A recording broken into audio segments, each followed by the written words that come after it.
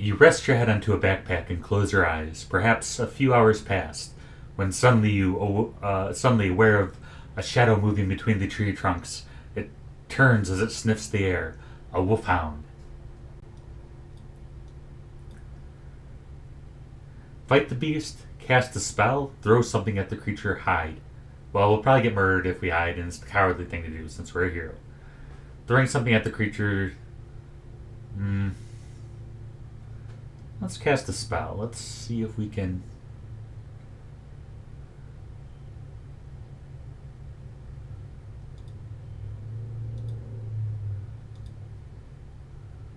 Can we jig?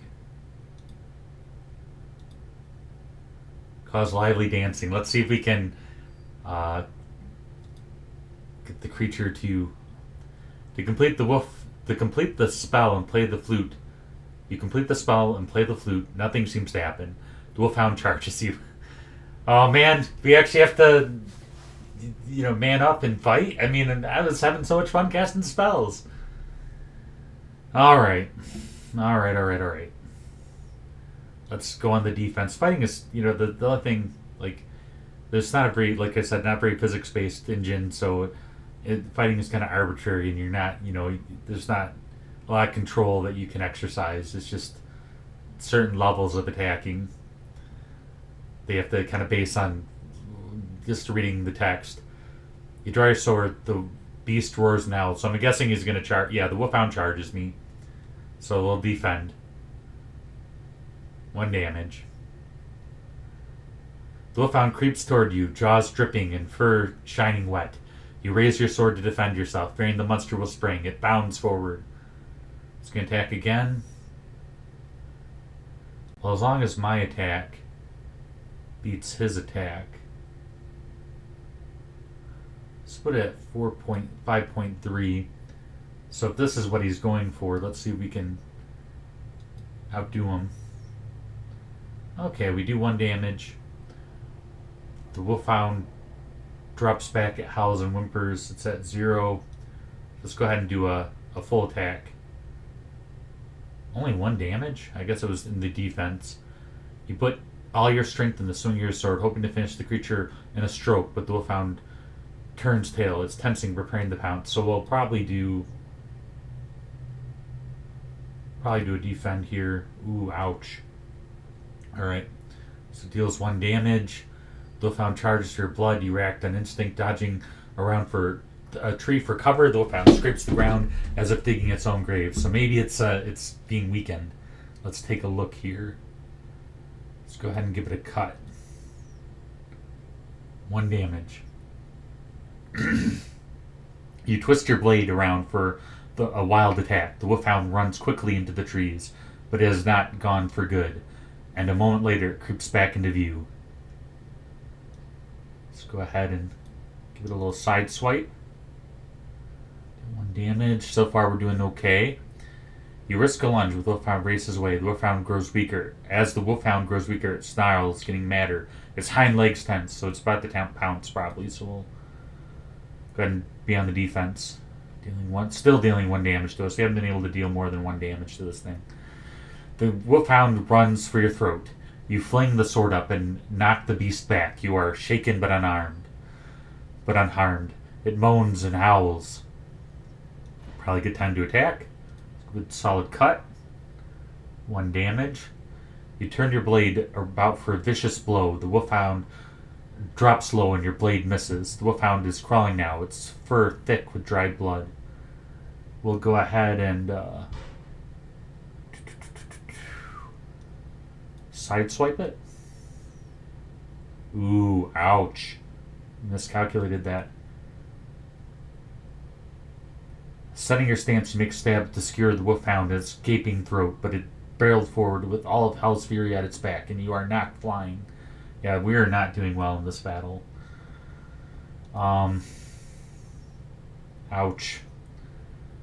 Alright, the wolfhound snaps his teeth, but you duck. Fur and spittle flies past your head. Let's go ahead and cut it, and hopefully we can finish it off here. Alright. Nice.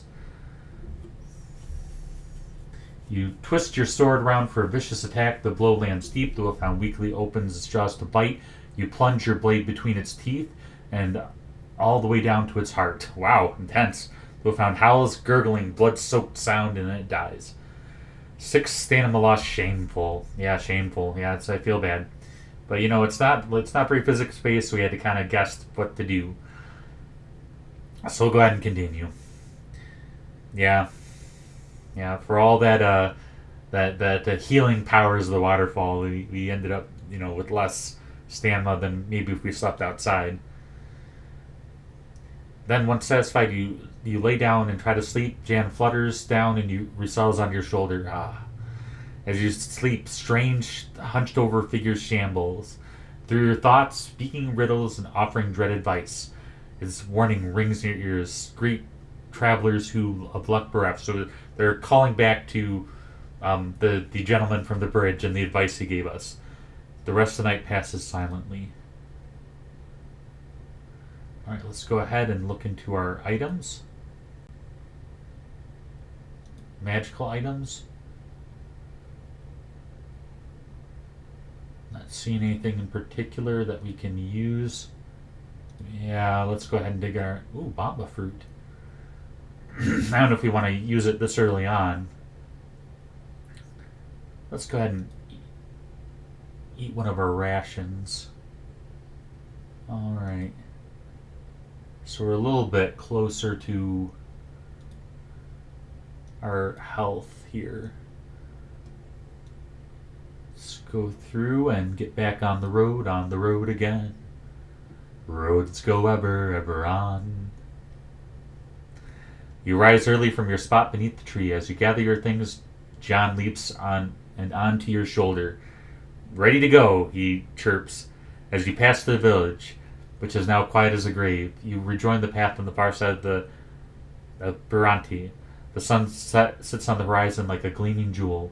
If all goes well, you will reach Torpani today, the last village of the Shumanti Hills. After a short climb, the path breaks, heading uphill to the left and downhill to the right. So the guy said to do the opposite of what person that we would, the advice that the person would give us. So let's ask Jan for his advice. Which way? To the right is a forest. The left is going easier. The path leads to a field of black flowers to Torpani. What else do you know? Nothing, protests the creature. That's a fine way to talk to your guide. I'm not sure. It's Jan, frickin' Jan. You need to swat him, or you need to get him to go away somehow.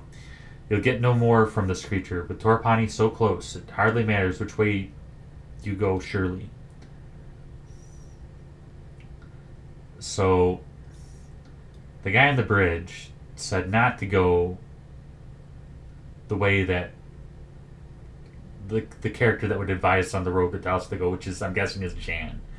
And Jan said to go left, which is the easier path, through the lovely black field of flowers.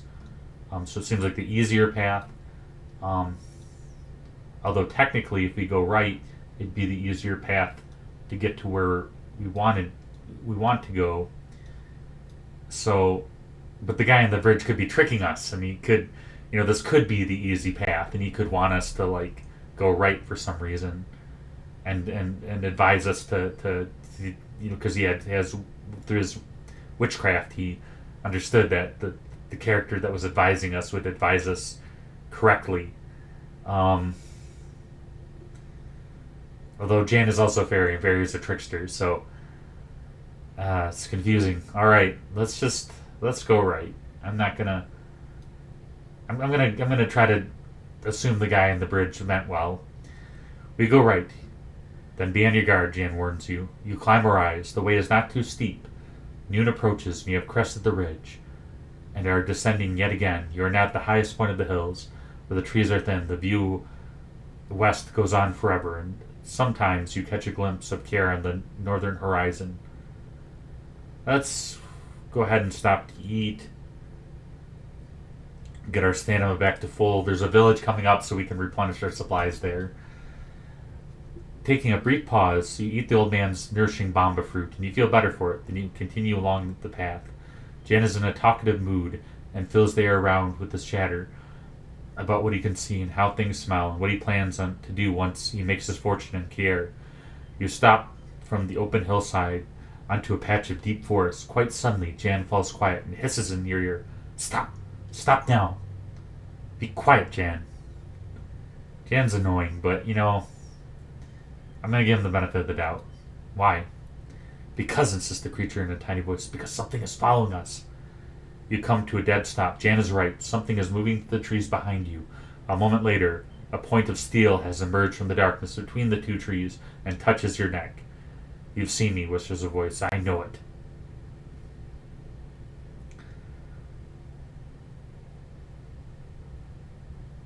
Walk away. Walk away, we get our throat slit. Look in the darkness. He doesn't want to be seen. Let's see if we can avoid getting killed. Answer. I see nothing. I see nothing. I see nothing. You call back. You're quite safe. It is not I who is not safe, returns the voice. Okay. Ask who is there. Who is there? There's no reply, but a tall figure of an assassin emerges from the trees. He is dressed head to toe in black. You do not see him a moment before, even though he has been standing a mere arm's length away. He wields a sharp scimitar in expert hands. Let's see if we can cast a spell.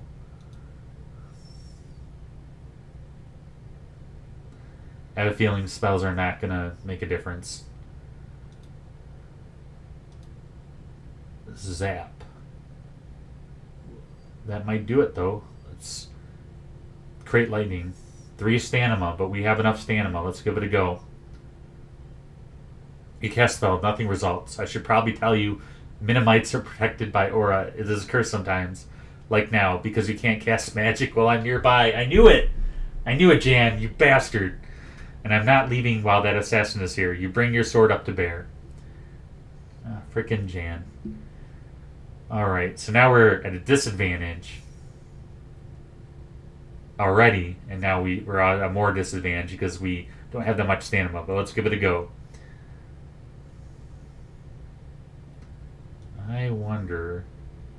Let's just do a full charge. Ooh, only one. All that energy wasted. He is left breathless but otherwise unharmed. This guy seems like he's a more practitioner of the art of fighting, so I feel like we can't be, too reckless. So let's hang back. Okay, that would have been a good time to attack, I guess. You drop yourself into a crouch. He hangs back, watches you without emotion. The assassin spins his sword about to shift the sword across his body, so he's in the defense again. So in defense, maybe we'll do it like a side swipe. Alright, yeah. Time to attack. You sting with your blade low and fast, shaving your energy, but the blow you land is only minor because the assassin has adjusted his stat swiftly. You knock the assassin staggering to his feet. He seems more surprised than hurt. Well, we did 2 damage. It's not bad. He swivels his grip. The weapon sings as it moves.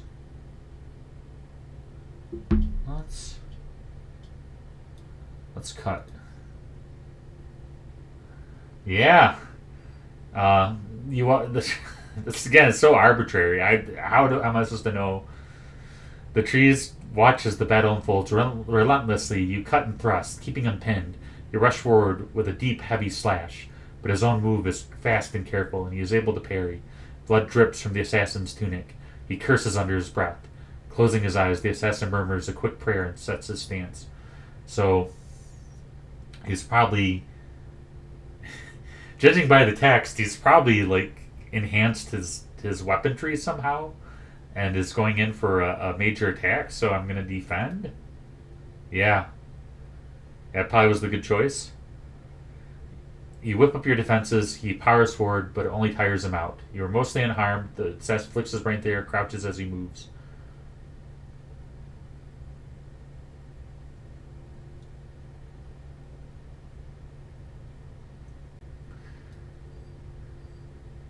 Maybe he's going to attack again. We should have attacked. You hold firm and keep up your defense. His light bow sails overhead with deadly speed of attacking serpent. You're mostly unarmed. The assassin laughs appreciatively. Let's go ahead and give it a full thrust here. Okay, so I'm guessing it was on the defense. Acting quickly, you swing a masterful swipe, but the impact clangs against his sword. He grins. He's bruised, not seriously hurt. My duty is to sever your head from your neck. This has said. His voice is cold as polished marble. You will not hold me from it. So I'm guessing he's going to attack. It's kind of a weak attack for all that bravado, all that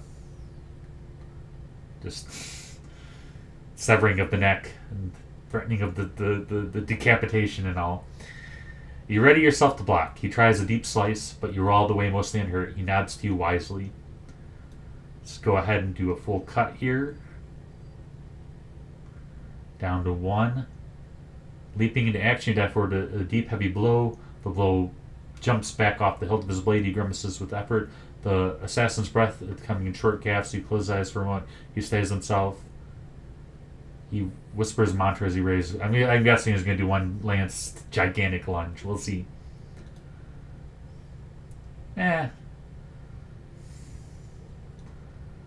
Alright, let's go ahead and give it what we got here. Alright, good deal.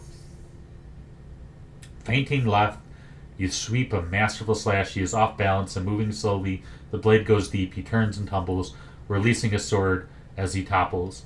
I am not so proud as to not admit when I am beaten, he groans. You may finish me if you choose to do so, but if you do me an honor, use my own blade.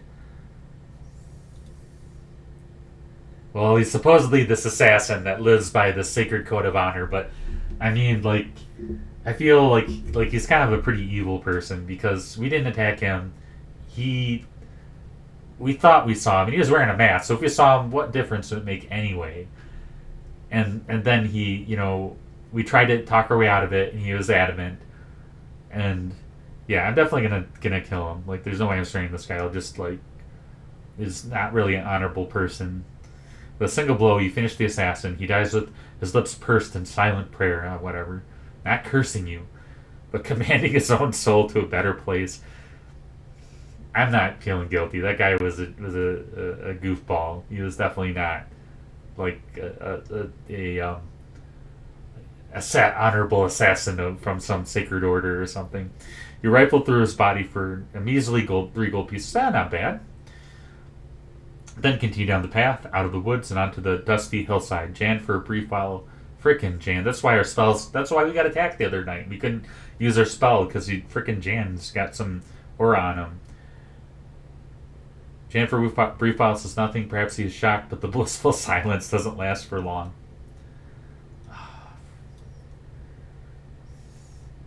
How much longer do you think we'll be traveling today? Are we there yet? Are we there yet? Are we there yet? The Mennonite on your shoulder asks, I am getting hungry and tired. We've gone such a long way. You can stop here. The Mennonite complains. You'd like that. I'm sure you would. Yes, I would. You continue along the path around the side of the hill. A wooden hut is set onto the slope. The old woman sitting on the front step. A river seems to emerge from beneath her. As you get closer, you realize the water flows underneath her house, and the house itself is set on splayed struts like an insect, straddling the water course. A few paces in front of the house, the water plunges over the edge of the hill and disappears. Let's greet the woman. Greetings, you call. The woman looks up and smiles. Come over here, won't you? She calls. I can barely see you. I have a feeling this is bad news bears. This is not good. But let's do it. Let's confront the danger. I have a feeling she'll just get pissed if we try to ignore her now that she's seen our presence. Let's approach her. You approach the old woman. She smiles a toothless smile and gets up from the step. Come in, please, she beckons. I get so lonely living out here on my own, away from the villages. Let's do it. Thank you. You follow her inside and take a seat by a long wooden table. I'll bring us some tea, she says, almost nervous. You hurrying to her kitchen. She returns with 2 large cups. Watch it, Jan whispers in her ear. I don't trust this one. Not that I care what happens to you, of course. Alright, so she's getting us some tea, 9 times out of 10 in this crazy game. She probably is trying to poison us or put us under a spell or something. Let's make conversation. The tea is hot, still hot. You cup it between your hands as you speak. What is your name? What is your name? They call me Geza Moon. She replies with a smile. A very witchy name. It used to be quite well known in my way, rather from being an infamous witch, I'm guessing. You nod, but you have not heard of her. And that might be why the guy on the bridge is like, go that way. Meet my other sister. Why do you live alone? I'm trying to avoid drinking this tea because I know it's not probably not a good thing. Why do you live alone? It must be more dangerous. Oh, she smiles sweetly. No one bothers about me. Why would they? You can't help but notice she has not answered the question. We're running out of options, guys. This is a beautiful place, you remark, watching the river outside, the door plunging away over the cliff face. This is the top of Crystal Waterfall, she says. The river runs right under my house. They say it carries all my goodness and youth away while I sleep, and the villagers bathe in it for luck. Ah, so she was... Ooh. That's kind of gross, but I guess that's what we were bathing in yesterday. She giggles. I'm sure it isn't quite true. Well, I don't know. You make to sip your tea when the old woman stops you, catching your arm before the cup reaches your lips. Oh, she says suddenly, I've forgotten the pot. She goes back to the kitchen to fetch it. Let's do a Princess Bride. You guys ever seen Princess Bride? Classic movie. There's a scene in it where the one of the protagonists is confronting a villain, and he has stolen. He is holding a woman by knife point, and they that's two cups, and he has to guess, and one of them is poison. He has to guess which one is poison, and the idea is that he switches the cups when his back is turned, and the idea is it's interesting to see the outcome. You have to watch it. Well, it's not the protagonist doesn't switch the cups. It's actually the antagonist that switched the cups.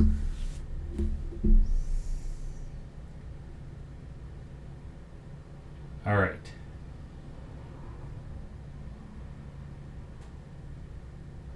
We'll go ahead and switch cups with her. While she is away from the table, you switch the cups around. When she returns, you lift the one closest to you and drink. A sudden deep pain grips your stomach, and you double over. Yeah, this might be the end of the road, guys. This game is cruel and arbitrary. What's happening? You wince and cough as you find yourself seizing up. Ho, suspicious stranger, laughs the woman. I can count on travelers suspecting my witchcraft. I'll kill you. Please release me. You try to shout out, but you're paralyzed and quite powerless. The old woman begins to search for your bag. Jan watches, arms folded, doing nothing, but clearly not surprised. Then, with a coo of delight, she pulls out the spell book you were given by the old man in the tree. My book, she cries. The missing page. Why didn't you tell me about the missing spell? So it's good that we helped that old codger out way, way back, which is very arbitrary, which is very random that we decided to that sequence of events. Otherwise, we'd probably be screwed right now. She scurries off to the kitchen and returns with a cup of liquid. She pours it into your half-frozen mouth while clucking and stroking your head. It is an antidote. You feel your body slowly unfreeze. Finally, she slaps you to bring you around. What is the spell? It is a spell of pest repulsion. You have no idea how useful it is around here. She shakes her head. 4 days ago, I was visited by a traveler such as yourself. But when I was away making my tea, as I always do, he started leafing through my book and tore out a page. So she was going to poison him anyway. I don't really feel that bad for her. He must have been a wizard of power because he vanished almost too fast for me to curse him. What curse did you cast? Well, you saw him. She replies, I aged him. Didn't stop him escaping, though. She fusses with the page, preparing her spell book with gentle magic. Oh, that guy? I feel bad for that guy. This woman, not so nice. She's gonna poison him anyway, or Should I show you how useful the spell is? Please. My pleasure. Jan began to squeal and screech and make some awful noises about what he'll do if he ever catches up with you again, but it doesn't stop the old lady from casting her spell. The Metamite vanishes. You feel a flow of magic back through your body. Yes! Yes! Good deal. So you got rid of Jan, and now we can actually cast our spells proper. So, good deal. Thank you. The old woman nods her head, and you leave her hut. Alright, let's get out of here before we get some witchcraft cast on us. It is now late afternoon. You pass over the brow of the next hill, and below you is the village of Torapani, slung from one side of the valley to the next like flood barrier. Let's observe it. Torapani is a village of the Sven, an aggressive-looking race of manworks. You might expect their village to be rowdy, but it seems strangely quiet. Let's go into town. Still, there is no way around it. It is too large to destroy with a fireball. You will have to go through. I like that. It was our first assumption. Alright, we're almost to Kiar. Let's hope it's uneventful. You enter the village. There's definitely a definite air of depression. I remember they were saying something about the chief's daughter was stolen by marauders, which if they're marauders that can manhandle orcs, then I don't really want to meet those kind of marauders. But, maybe there'll be a way to get on their good side. There's a definite air of depression hanging over the place. The Svens are going about their business slowly and miserably, and pay you no heed. You sit yourself down on a tree stump in the very center of the village to consider your options. Let's go ahead and make contact with the villagers first. You spy a group of Svens sitting outside a low hut, and you walk over and sit yourself down. They are discussing a friend apparently killed in the night by assassin's curved blade. Well, I can, I'm on their good graces because they killed that bastard. He's a total dick. I met this assassin, honorable assassin of some sacred order, my butt. This guy was not a good guy. I met this assassin, you remark, boldly interrupting. Out in the forest. You met him? You still alive? One Sven replies thickly. This'll get me in their good graces. I killed him, you replied. The Sven spits a glob of green goop on the ground. You do good. But you 1 day late for us. Another Sven bangs his hand down on the table. But with Eshted, who saved Tia? Who is Tia? Our flower, Sven, who answers, wipes tear from the corner of his eye, scratching himself painfully with an uncut fingernail. Tia is chief's daughter, the other Sven says. Esh was to save her. Now Esh not alive. So Tia soon not alive. I'll save her. Let's do the heroic thing. I'll save her. You, replies Sven. You thin, weak, not even green. Trouble is, the other says, our village die of chief line end. Tia is end. So if end ends, we end. All very sad. Very sad. They all agree. Probably in unison. Who you? One asks suddenly, as if only thinking about it, and prods you in the chest. I am a. Well, we're kind of half and half. We've been a warrior and a sorcerer, but I would say we're more sorcerers because we definitely practice magic when we can. Sorcerer, a sorcerer. Sudden gleam enters the biggest one's eye. Great sorcerer, the greatest. Let's toot our own horn. Best is good. Mick Tifa, he says to the other, her quickly on the feet, big hefty arms swinging for you. We take to chief. Before you can resist, they have you and are hauling you bodily onto their shoulders. Let's just wait to see what happens. You hold your tongue, wait to see what they're talking about. You pass through the village. Several Svens watch from the doorway and the windows, their faces silent and somber. A few murmur blessings or maybe curses as you pass. Then you reach a low hut on the edge of the village. You are set down carefully. Captured. Well, I think they mean us well. I think that they're trying to get us to the chief to go on this quest. Let's go ahead and eat something. I know we're at our last rations, but that will That will help grant our stamina. Pull out your knapsack, you pull out the last of your cheese and bread and eat it, nothing else happens. Well, I mean, I'm a little worried because we're out of rations, but food is perishable and we need to eat the food before it perishes. And we have money, we can buy new food later. So let's go ahead and try to sleep. There we go. We added a little more rest. Figuring they will probably wait until daylight. You put your head down to sleep. Your dreams are filled with grasping hands, of course, and long dark nails scratching at your flesh. However much you turn and toss on the floor, you cannot quite get them out of your mind. Yeah, we need to get a good night's rest sometime. Daybreak. Daybreak, you are still alone. An hour passes before you hear any noise outside, and the door to the hut opens, and 5 Svens come in. They drag you roughly out and across the street to another hut, where an old man with gray hair sits. He is wearing outlandish and colorful robes. My name is Proceus, Chief. He slaps chest twice. I apologize. Then he bows, brushing the dust on the floor with his sleeves. Guessing he's a stout man. Rush him. Rush him. That's a good way to get murdered. Tell me what you want. Apology accepted. Let's be nice. Apology accepted.